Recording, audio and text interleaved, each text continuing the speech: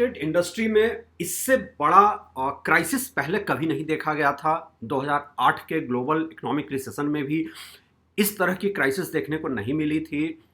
और इंडस्ट्री के जितने भी स्टेक होल्डर्स हैं, शायद इसी वजह से वो इस समय पॉलिसी मेकर्स के साथ, गवर्नमेंट के साथ इंगेज कर रहे हैं। अलग अलग लेवल पे डिबेट और डिस्कशन का दौर जारी है। हालांकि जितने भी डिबेट और डिस्कशंस हो रहे हैं, जिसमें हम लोग ये देखते हैं कि इंडस्ट्री के जो इश्यूज पे बात हो रही है उसमें नया कुछ नहीं है। कोरोना वायरस एक अकेला टॉपिक नया आ गया है, नहीं तो इंडस्ट्री में बात ले देकर उन्हीं इश्यूज पे हो रही है। लिक्विडिटी क्राइसिस है, बायर मार्केट में नहीं आ रहा है, और जितनी भी बातें हो रही हैं वो इंडस्ट्री के सप्लाई साइड के कॉन्स्टेंट को लेकर हो रही है। इसमें एक बहुत बड़ा फियर फैक्टर मैं देख रहा हूँ। देखिए, सप्लाई साइड का जो कांस्टेंट है वो आज कोई नया नहीं है। ये पिछले 10 साल से सप्लाई साइड का कांस्टेंट है। मार्केट स्लो है, हम सब जानते हैं। ये जो लॉकडाउन के बाद असली फोकस होना चाहिए वो नए होम बायर्स से कहीं ज़्यादा एग्जिस्टिंग होम बायर्स पे होना चाहिए, क्योंकि एग्जिस्टिंग होम बायर्स में बहुत सारे लोग डिफ़ॉल्ट करने जा रहे हैं। जिस तरह का जॉब मार्केट हम देख रहे हैं, देखिए इंडियन चैम्बर ऑफ कॉमर्स ने अपनी रिपोर्ट में कहा है कि 65% हाउसिंग डिफ़ॉल्ट्स हो सकते हैं। एक सीआईआई का अपना पॉल है जिसमें कि 52% सीईओज ने ये एडमिट किया है, या तो जॉब कट्स होंगे या सैलरी कट्स होंगे।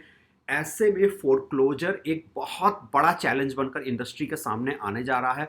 अनफॉर्चुनेटली इंडस्ट्री के जो मेजर स्टेक होल्डर्स हैं उनका फोकस आज भी इंडस्ट्री के सप्लाई साइड को स्ट्रीमलाइन करने पे है। उनका फोकस बायर्स पे नहीं है, डिमांड साइड पे नहीं है, और एग्जिस्टिंग होम बायर्स पे तो बिल्कुल भी नहीं है। यही वजह है हम लोगों ने ट्रैक टू रियल्टी में एक सर्वे किया, ऑनलाइन पॉल किया, जिसमें हमने मूड ऑफ द नेशन जानने की कोशिश की। हमने ये जानना चाहा कि आखिर जो एग्जिस्टिंग होम बायर्स हैं, जो या तो जिनकी जॉब्स छूटने के चांसेस बन रहे हैं या सैलरी कट हो रही है, वो कैसे सरवाइव करेंगे। और इसके जो नतीजे आए हैं वो नतीजे काफ़ी डिस्ट्रेस की तरफ इंडिकेट करते हैं। ये एक ऐसे इकोसिस्टम की तरफ इंडिकेट करते हैं जिससे डील करने के लिए अभी तक इंडस्ट्री में सीरियस डेलिब्रेशंस नहीं हो रहा है। मैं कुछ जो मेजर हाइलाइट्स हैं track to reality online poll के, उस पर बात करूं। 70% इंडियंस ने ये माना है कि उनको या तो जॉब लॉस या सैलरी कट फेस करना पड़ेगा। 52% इंडियंस का कहना है कि अगर उनकी नौकरी जाती है तो वो 1 साल से ज़्यादा हाउसिंग ईएमआई सस्टेन नहीं कर पाएंगे। जब हमने ये जानना चाहा कि कितनों के पास एग्जिट ऑप्शंस हैं, तो सिर्फ 42% इंडियंस ऐसे हैं जिनके पास एक एग्जिट ऑप्शन है, जो ये एग्जिट की तरफ सोच रहे हैं और उसके लिए अभी से वो तैयारी कर रहे हैं। हमने ये जानना चाहा कि चूंकि घर जो होता है एक बहुत एस्पिरेशनल और हाई वैल्यू परचेज है, अक्सर इंडियन माइंडसेट में ये रहता है कि जिनके पास अपना घर है वो बहुत बड़ा सेफ्टी इवॉल्व है उनके लिए। तो हमने ये जानना चाहा क्या हाउसिंग बेस्ट हेज के है, बचाव के लिए बेस्ट इन्वेस्टमेंट इंस्ट्रूमेंट है। आज की मार्केट में 44% लोगों ने कहा कि वो घर को लायबिलिटी देखते हैं, उसको वो हेज ऑप्शन के तौर पे नहीं देखते हैं। जो नए बुकिंग्स हैं, जिन बायर ने अभी अभी कमिट किया है, जिन्होंने 10% या 20% से ज़्यादा का पेमेंट अभी नहीं किया है, जब हमने उनका मूड जानना चाहा तो 68% ने कहा कि वो एग्जिट करने के अलावा उनके पास कोई ऑप्शन नहीं है। एग्जिट स्ट्रैटेजी की बात करें तो एग्जिट स्ट्रैटेजी के तौर पे आधे से ज़्यादा लोगों के पास एग्जिट स्ट्रैटेजी भी नहीं है। हमने ये पूछा कि रियल एस्टेट में स्ट्रेस है, चूँकि मार्केट इस समय इतना टाइट है कि डेवलपर्स डिस्काउंट भी ऑफर करने वाले हैं। मार्केट में इस समय आपको बेस्ट डील मिल सकता है, तो क्या घर खरीदने का ये बेस्ट टाइम है? तकरीबन सब ने 92% ने कहा कि ये राइट टाइम टू बाई नहीं है। और हमने ये जानना चाहा कि अगर सब्सटैंशियल प्राइस कट होता है तो कितने परसेंट इंडियंस हैं जो उस प्राइस कट को में टेम्प्टेड होंगे घर खरीदने के लिए।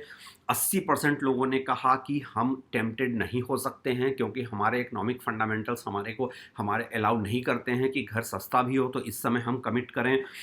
हमने ये भी पूछा कि ये गवर्नमेंट का जो फोकस है क्या वो बायर्स की तरफ है, क्या गवर्नमेंट का फोकस होम बायर की तरफ से है। 84% लोगों का मानना है कि आज भी सरकार का फोकस जो है वो बिल्डर्स की तरफ है, होम बायर्स की तरफ नहीं है। ये काफ़ी चौंकाने वाले सेंटिमेंट्स हैं, क्योंकि ये इंडिकेट करता है कि इस समय बायर का मूड जो है वो बहुत पेसिमिस्टिक है। हमने पूछा कि जॉब लॉस अगर होता है तो बेस्ट स्ट्रैटेजी क्या हो, गवर्नमेंट का फोकस क्या होना चाहिए।